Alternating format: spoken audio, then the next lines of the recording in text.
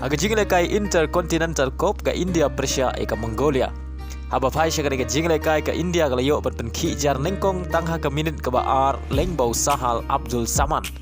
Ubadeiru player ubele kai na ka Kerala Blaster haga Indian Super League. Bad haga minute ka bakhat sa uchangte ubadei player na ka Jilla Mizoram ulayo ban thep ya ka gol ka baar na ka benta ka India.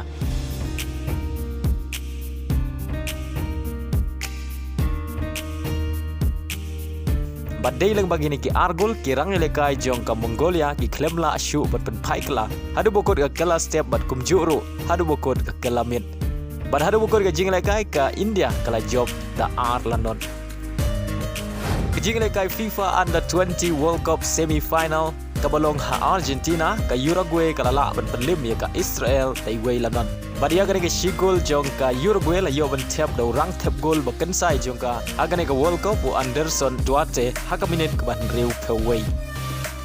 bad day lang bagane ka shigol la penlong ya ka Uruguay bakan yo rong sya ka final jong ka FIFA Under 20 World Cup mentau snem haka way pat ka jingle kai semi final ka bakam itnat aprengka Italy Persia ya ka South Korea. Aba phai shakare ka jingle kai ka Italy ka layo shwabat khi jar nengkong haga minute ka bakhat sau lengbau ke sira enrei tang hadin khandai minute kata haga minute ka ba ar peulai ka South Korea ka layo ban siukulia ya ka shigol jong ka Italy lengbau Lee Sing Wong bad hadu bukot ka kala step baro Italy ki kenhun kia khai ta mar shigol bad haga kala minute shwaban kod artat ka jingle kai kata haga minute ka ba phra peun reu ka Italy ka layo ban chap ya ka gol pentam lengbau Pafundi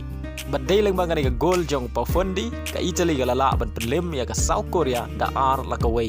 Badi orong siya ka final jong ka Under 20 World Cup mentau snem. Bad kaniya kun Persia ya ka Uruguay ha ka final ka panile kay ha ka khat ar tarik mentau munay.